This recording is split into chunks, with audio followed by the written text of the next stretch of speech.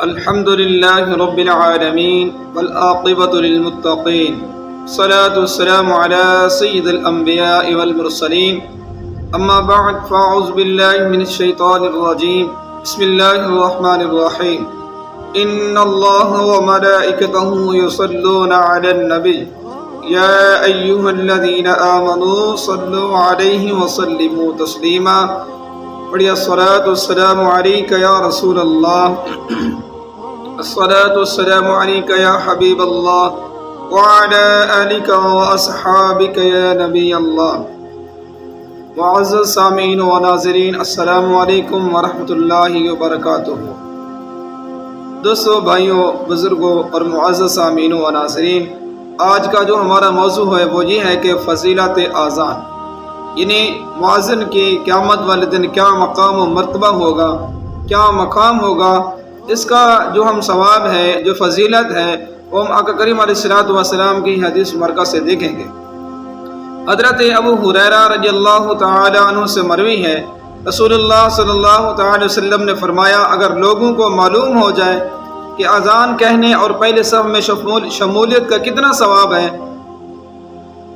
پھر وہ اسے قرآن اندازی کے بغیر نہ حاصل کر سکتے تو ضرور قرآن اندازی کرتے۔ یعنی اگر ان کو یہ پہلی صف میں شمولیت کا ثواب اور اذان کہنے کا ثواب اگر معلوم ہوتا تو وہ ضرور قرآن اندازی کر کے اس کو حاصل کرتے، اگر وہ قرآن اندازی کے بغیر نہ حاصل کر سکتے تو۔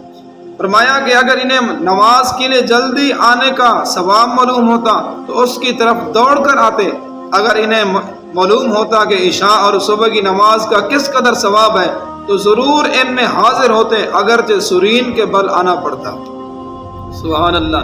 دیکھیے کہ آقا کریم علیہ الصلوۃ والسلام کے اس ارشاد مبارک سے ہمیں یہ پتہ چلتا ہے کہ اگر انسان کو یہ معلوم ہوتا کہ اذان کہنے اور پہلے صف میں شمولیت کا کتنا ثواب ہے تو ضرور آپس میں قرآن اندازی کر کے اس ثواب کو حاصل کرتے۔ اگر یہ معلوم ہو جاتا کہ نماز کے لیے جلدی آنے کا ثواب معلوم ہوتا، اللہ اکبر اللہ اکبر، تو اس کی طرف دوڑ کر آتے۔ اللہ، روایت کے اندر آتا، اتنا بھی آیا ہے کہ اگر انہیں اتنا ثواب معلوم ہوتا، سرینوں کے بل بھی وہ آنا پڑتا تو ضرور نماز میں شمولیت اختیار کرتے۔ آگے حضرت معاویہ رضی اللہ تعالی عنہ کو بیان ہے، میں نے رسول اللہ صلی اللہ علیہ وسلم سے سنا، آپ نے فرمایا، اذان دینے والے قیامت کے دن سب سے لمبی گردنوں والے ہوں گے۔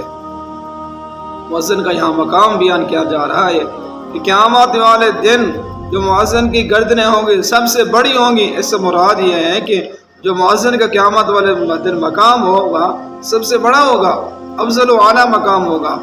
آگے ایک روایت کے اندر آتے ہیں، اس حدیث کا مفہوم ہے کہ جب مؤذن اذان دیتا ہے، جہاں تک مؤذن کی آواز جاتی ہے، یعنی جہاں تک اذان کی آواز جاتی ہے، جس چیز نے اس اذان کی آواز سنی ہوگی، قیامت والے دن اس مؤذن کے حق میں گواہی دے گے۔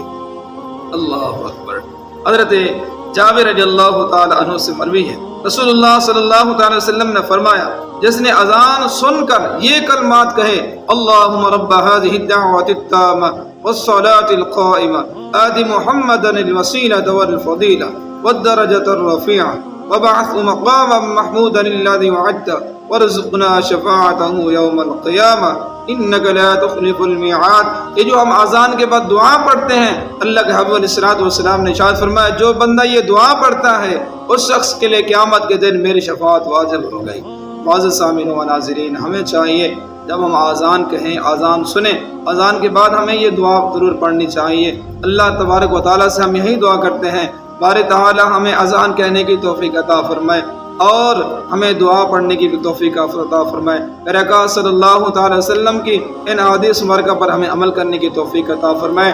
تو معزز سامعین و ناظرین، آج ہم اس چیز سے بہت بڑے دور ہیں، اذان کہنے کے بڑے دور کی بات ہے۔ ہر نماز کی شمولیت کے لیے بھی اس وقت آتے ہیں جماعت کھڑی ہونے والی ہے۔ جماعت کے بہت فضائل ہیں، اذان کہنے کے بہت فضائل ہیں، دعا مانگنے کے بہت فضائل ہیں، نماز کے لیے انتظار کرنے کے بہت فضائل ہیں۔ ہمیں چاہیے دوستو، بھائیو، بزرگوں اور معزز سامعین و ناظرین، ہم جماعت کے لیے وقت پر تشریف لائیں، اذان کہیں، دعا مانگیں، رب العالمین کی رحمتیں لوٹیں۔